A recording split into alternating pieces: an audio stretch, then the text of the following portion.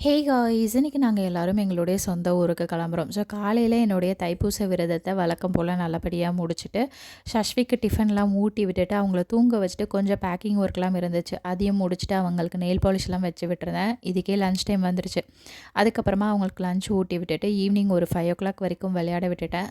நல்லா விளையாடின டயர்டில் கொஞ்ச நேரம் தூங்கிட்டாங்க. அந்த கேப்பில் நான் வீடு எல்லாத்தையும் கடகடன்னு க்ளீன் பண்ணிவிட்டு, இட்லிலாம் பேக் பண்ணிவிட்டு, அதுக்கப்புறம் ஈவினிங் என்னுடைய பூஜையும் நல்லபடியாக முடிச்சுட்டு, வீட்டிலேருந்து ஒரு 7:00 போல் கிளம்பிட்டோம்.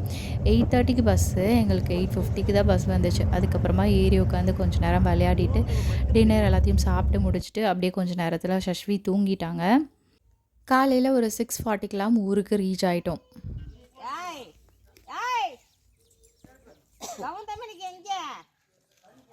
பாப்பா போடா நீனும் போடா போத்தா சஸ்விமா எங்கே போற சஸ்விகா